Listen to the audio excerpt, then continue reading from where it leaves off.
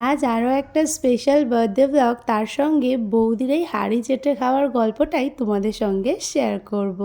High, আমি সুপর্ণা। আমার আরও একটা মিনি ব্লগে তোমাদেরকে ওয়েলকাম। দিনটা ছিল আখির বার্থডের দিন, আর ওই দিনের মিনি ব্লগটা আমি ওই দিন দুপুর থেকেই শুরু করেছিলাম। দুপুরবেলা বৌদি সমস্ত সবটা রান্না করে দিয়েছিল, আর এখানে আমরা তিনজন, মানে আমি, মনীষা, তার সঙ্গে সঙ্গে হালুম, আমরা তিনজন মিলে সমস্ত সবটা গুছিয়ে দিয়েছিলাম। বৌদি আজকে রান্না করেছিল ডাল, তার সঙ্গে 5 রকম ভাজা, পনির, মাছের তরকারি, মাংস, স্যালাড, পায়েস, তার সঙ্গে ছিল পাঁপড় আর একটা ক্যাম্পা।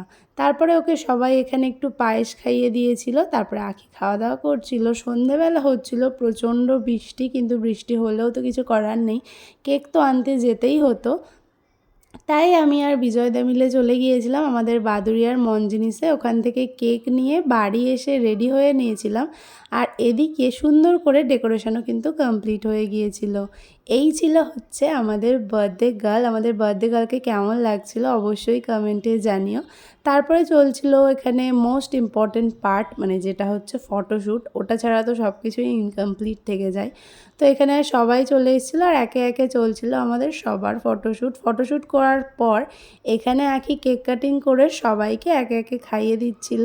আর তার মধ্যেও এখানে আমাদের কাউতালির কিন্তু শেষ নেই, কাউতালি চলছিল ওইভাবেই।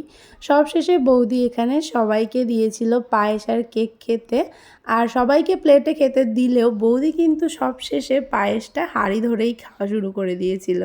তো এই ছিল আজকের ফুল স্টোরি আর ফুল মিনি ব্লগ। কেমন লাগলো আজকের মিনি ব্লগটা অবশ্যই কিন্তু জানাতে ভুলো না। তো চলো, বাই।